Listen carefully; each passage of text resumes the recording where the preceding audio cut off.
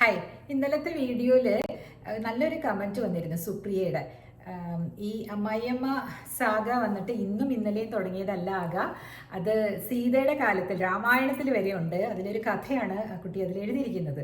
അതെന്താ പറഞ്ഞിരിക്കുന്നതെന്ന് വെച്ചാൽ, കൗസല്യ വന്നിട്ട് സീതയുടെ ഗൃഹത്തിലേക്ക് ചെല്ലുകയാണ് രാമൻ തിരിച്ചു കൊണ്ടുവന്ന് കഴിഞ്ഞിട്ട്. എന്നിട്ട് ചോദിക്കും, ഈ രാവണൻ എങ്ങനെയാണ് ഇരിക്കുന്നത് എന്നൊന്ന് വരച്ച് കാണിക്കൂ എന്ന് പറഞ്ഞൊരു പലക കൊടുക്കും. അപ്പോൾ ആ ചിത്രം വരയ്ക്കാൻ എല്ലാവർക്കും അറിയാമല്ലോ. അന്നത്തെ കാലത്ത് സീത മനോഹരമായിട്ട് ചിത്രം വരച്ചു കൊടുക്കും. വരച്ച് കഴിഞ്ഞ് കുറച്ച് നേരം കഴിഞ്ഞപ്പോൾ രാമൻ വരികയാണ് അവിടെ. അപ്പോൾ ഈ പലക ഇരിക്കുന്ന കണ്ടിട്ട്, ഈ രാവണൻ്റെ ചിത്രം ഇരിക്കുന്ന കണ്ടിട്ട് രാമന് ദേഷ്യം വരികയാണ്. രാമൻ ചോദിക്കുകയാണ്, ഇത് ആരാണ് ഇത് വരച്ചത്? അപ്പോൾ കൗസല്യ പറയാണ്, സീത. അല്ലാതെ ആരാണത് രാവണനെ കണ്ടിരിക്കുന്നത്? ആലോചിച്ച് നോക്കൂ, രാമൻ എന്തു തോന്നും? സീത രാവണനെ വരയ്ക്കേണ്ട കാര്യം എന്താണെന്നുള്ളത് അവിടെ പറയേണ്ടതല്ലേ? ആര് പറഞ്ഞിട്ടാണ് സീത അത് ചെയ്തത് എന്ന് രാമനോട് വിശദീകരിച്ച് കൗസല്യ പറയേണ്ടതല്ലേ? അപ്പോൾ രാമൻ്റെ മനസ്സിൽ ഒരു തരി ദേഷ്യം ഉണ്ടാക്കാൻ വേണ്ടിയല്ലേ ഇത് ഇന്നത്തെ അഭിനവ കൗസല്യമാർ ചെയ്തുകൊണ്ടിരിക്കുന്ന കാര്യമാണ്. പക്ഷേ വ്യത്യസ്തമായിട്ട് നടക്കുന്ന ഒരമ്മയെ പറ്റി എനിക്ക് പറയേണ്ടതുണ്ട്. ഞാൻ ഈ ഇൻസ്റ്റഗ്രാം ഡി എമ്മിൽ വരുന്ന കാര്യങ്ങളാണല്ലോ ഞാൻ എപ്പോഴും എല്ലാവരോടും പറയുന്നത്. അപ്പോൾ എൻ്റെ ഈ കഥ കേട്ടിട്ട് ഞാൻ പറഞ്ഞു, ഇതല്ലാതെ നിങ്ങൾക്ക് വ്യത്യസ്തമായ നല്ല കഥയുണ്ടെങ്കിൽ എന്നോട് പറയൂ, ഞാനത് എൻ്റെ യൂട്യൂബിൽ പറയാമെന്ന് പറഞ്ഞിട്ട് ഒരു കുട്ടി, ആ കുട്ടി ഡെൻറ്റിസ്റ്റാണ് കേട്ടോ, പേരൊന്നും വെളിപ്പെടുത്തുന്നില്ല. ആ കുട്ടി വന്ന് എന്നോട് പറഞ്ഞു, ചേച്ചി എൻ്റെ മദർ ഇൻ ലോ വ്യത്യസ്തയാണ്, ടീച്ചറാണ്. ഞാനവിടെ അപ്പോൾ ആ കുട്ടി തന്നെ, കുട്ടിക്ക് ഒരു 32 വയസ്സുണ്ട്, ഈ ഡെൻറ്റിസ്റ്റ് കുട്ടിക്ക്. ആ കുട്ടി വീട്ടിൽ കുറച്ച് ലേറ്റായിട്ടൊക്കെ എഴുന്നേൽക്കുന്ന ആളാണ്. അതേപോലെ തന്നെ മദർ ഇൻ ലോയുടെ വീട്ടിലും അങ്ങനെ കുറച്ച് ലേറ്റായിട്ട് എഴുന്നേറ്റു അത്രേ. കല്യാണം കഴിഞ്ഞ നാളുകളിലായിരിക്കണം. അപ്പോൾ അപ്പുറത്തെ വീട്ടിലേക്ക് ആൾക്കാർ ചോദിക്കുമല്ലോ, എവിടെ പുതിയ മരുമകൾ എവിടെ എന്ന് ചോദിക്കുമല്ലോ. അപ്പോൾ അമ്മ പുറത്തെന്തോ ജോലി ചെയ്തുകൊണ്ടിരിക്കുമ്പോൾ, ഉണ്ട് അകത്തുണ്ട്, ദോശ ഉണ്ടാക്കിക്കൊണ്ടിരിക്കുകയാണ് എന്ന് പറയുന്നു. ആക്ച്വലി ആ കുട്ടി ഉറക്കം ഒഴിഞ്ഞ് എഴുന്നേറ്റ് വരുന്നതേ ഉള്ളൂ. അപ്പോൾ ആ അമ്മ മറ്റുള്ളവരുടെ മുമ്പിൽ ഈ മകളെ അല്ലെങ്കിൽ ഈ മരുമകളെ കൊച്ചാക്കി കാണിക്കാതെ അവർക്ക് പറയാം, ഓ എണീറ്റിട്ടില്ലെന്നേ, ഉറക്കവാ, അങ്ങനെ പറയില്ലേ ചില ആൾക്കാരാണെങ്കിൽ. ഞങ്ങളുടെ വീട്ടിലാണെങ്കിൽ അങ്ങനെ പറയുള്ളൂ. അപ്പോൾ ഇവിടെ വ്യത്യാസമായിട്ട് പറഞ്ഞു അല്ലേ? പറഞ്ഞപ്പോൾ ആ ആളുകൾക്കും ഒന്നും തോന്നിയില്ല, ഈ കുട്ടി കേൾക്കുകയും ചെയ്തു. അവർ പറയാണ്, ഈ മരുമകൾ പറയാണ്, എൻ്റെ മനസ്സിൽ ആ അമ്മയെ പറ്റിയുള്ള മതിപ്പ് ഇങ്ങനെ അങ്ങ് ഉയർന്നു എന്നാണ് പറയണത്. തുലോം ഉയർന്നു എന്ന് പറയില്ലേ, 100%, 200.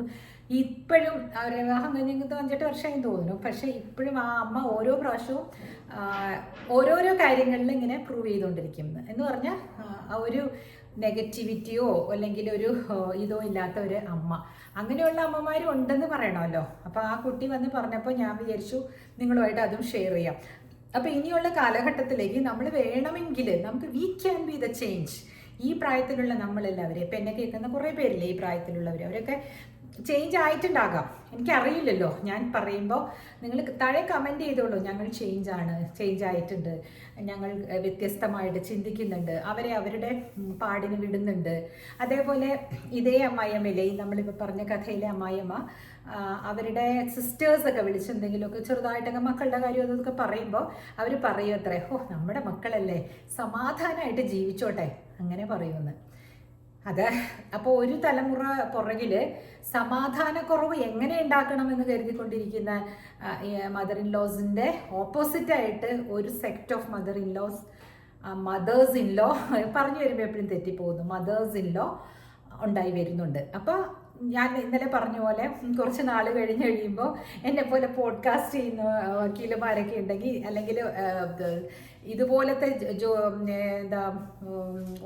കൗൺസിലിംഗ് ടൈപ്പൊക്കെ ചെയ്യുന്ന വക്കീലന്മാരുണ്ടെങ്കിൽ പണിയില്ലാണ്ടാവും. കാരണം ഒന്നും ഉണ്ടാവില്ല, മദേഴ്സ് ഇൻ ലോ തന്നെ അവിടെ കാര്യങ്ങൾ കറക്റ്റായിട്ട് കൈകാര്യം ചെയ്യും. പിന്നെ ടീച്ചേഴ്സിന് കുറച്ചൊരു മയമുണ്ട് കേട്ടോ. ഞാൻ എപ്പോഴും പറയാറില്ലേ, വലിയച്ഛനും അപ്പുറത്തെ എൻ്റെ വാസുദേവൻ വലിയച്ഛൻ്റെ കാര്യം, വലിയച്ഛൻ ഒരു പ്രത്യേക രീതിയിൽ ചിന്തിക്കുന്ന ആളാണ്. ഞാൻ ശ്രദ്ധിച്ചിട്ടുണ്ട്. എന്തെങ്കിലും നമ്മൾ പറഞ്ഞിട്ടുണ്ടെങ്കിൽ വലിയച്ഛൻ പറയും, അത് പോട്ടെ മോൾട്ടി, അതൊക്കെ എല്ലായിടത്തും അങ്ങനെ പറയുന്ന ഒരു വലിയച്ഛനായിരുന്നു കേട്ടോ.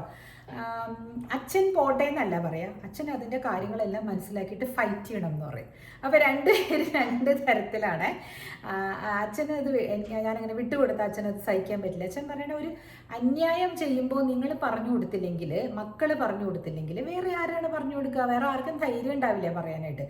ഞാൻ ഈ ധൈര്യത്തോടു കൂടി പറയുന്നു എന്ന് പറഞ്ഞിട്ട് ആൾക്കാർക്ക് എല്ലാവർക്കും എൻ്റെ നേരെ കൊടി പിടിക്കാം എന്നുള്ളതല്ലാതെ നോ ബഡി ഈസ് ചേഞ്ചിങ്.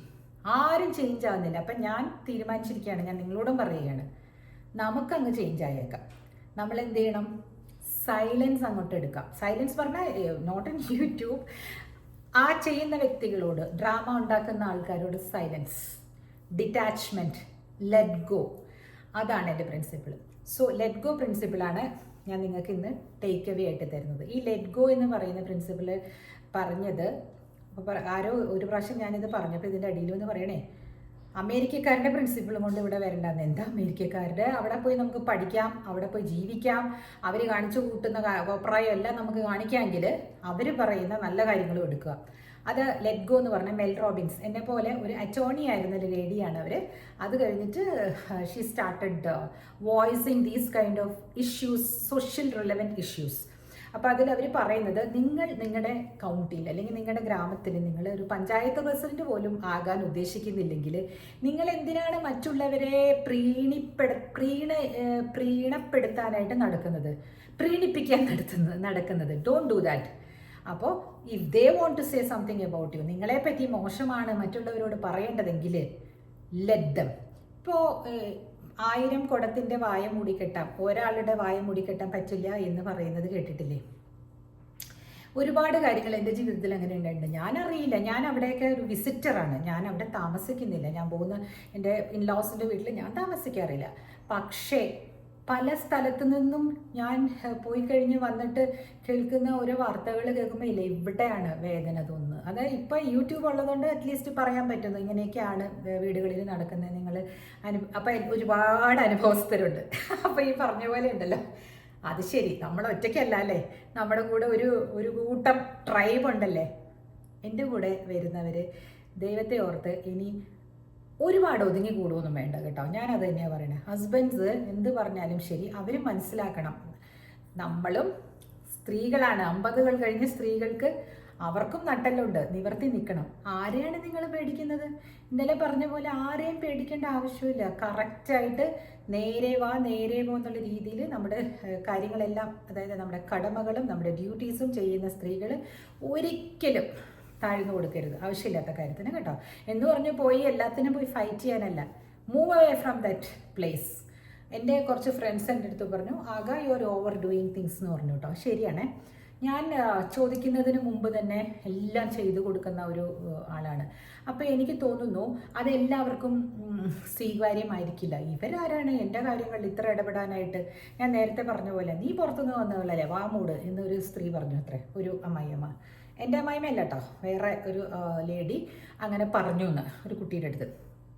ഇത് തൊട്ടും തൊടാതെയൊക്കെ എൻ്റെ വീട്ടിൽ നടക്കുന്നുണ്ട്, നേരിട്ട് അങ്ങ് പറഞ്ഞിട്ടില്ല എന്ന് മാത്രം. പക്ഷെ അവരോട് അങ്ങനെ, ആ കുട്ടിയോട് അങ്ങനെ പറഞ്ഞപ്പോൾ അതിരുന്ന് കരയുവാണ്. ഞാൻ പറഞ്ഞ, കുട്ടി എന്തിനാ കരയണേ?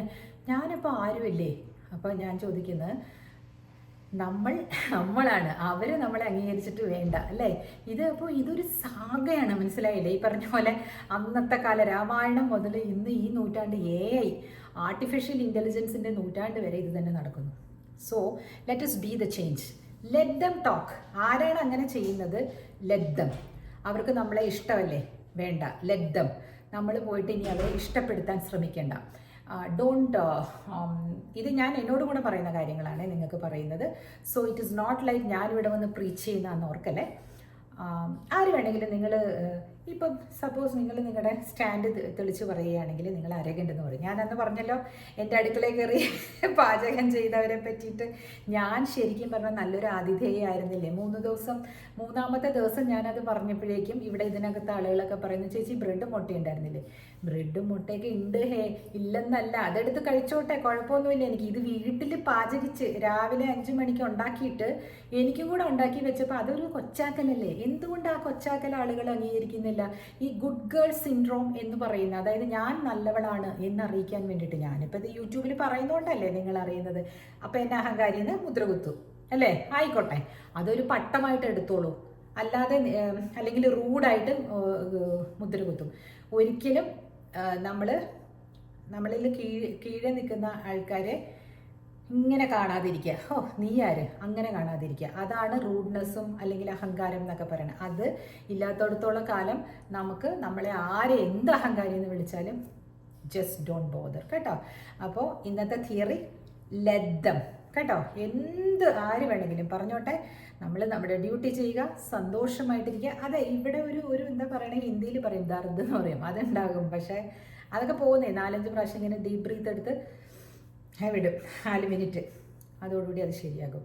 കാരണം കാലചക്രം ഉരുണ്ടുകൊണ്ടിരിക്കുകയാണ്, പുറകോട്ടല്ല മുമ്പോട്ട്. നമ്മൾ അതനുസരിച്ച് മുമ്പോട്ട് ഉരുണ്ടുകൊണ്ടിരിക്കണം എന്നാണ് എനിക്ക്, കുഞ്ഞു വീഡിയോ ആണ് അത് പറയാനുള്ളത്. പക്ഷെ പറഞ്ഞില്ലെങ്കിൽ ശരിയാവില്ല. അപ്പോൾ ഡെന്റിസ്റ്റ് കുട്ടിക്ക് പേര് പറയുന്നില്ല, നന്ദി. പക്ഷെ ഞാനിത് അയച്ചു കൊടുക്കും, പുള്ളി കാണട്ടെ. ആ ഒരു നല്ല അമ്മയെ അക്നോളജ് ചെയ്തല്ലോ. അപ്പോൾ നല്ല അമ്മമാരാണെങ്കിൽ എല്ലാവരും അക്നോളജ് ചെയ്യും അല്ലേ? ഞാൻ എൻ്റെ അച്ഛമ്മയെ പറ്റി പറഞ്ഞിട്ടില്ലേ, നല്ല ഒരു അമ്മയായിരുന്നു. സന്തുലിതാവസ്ഥ നിലനിർത്താൻ, ബാലൻസിങ് ആക്ട് നന്നായിട്ട് അറിയുന്ന ഒരു അമ്മയായിരുന്നു എൻ്റെ അച്ഛമ്മ എന്ന് അല്ലേ? അപ്പോൾ അങ്ങനെ നല്ല അമ്മമാർക്ക് വേണ്ടിയിട്ട് ഡെഡിക്കേറ്റ് ചെയ്തുകൊണ്ട് നിർത്തുന്നു. So let me come back tomorrow. Bye. Subscribe ചെയ്തവർക്ക് നന്ദി, ചെയ്യാൻ പോകുന്നവർക്ക് നന്ദി.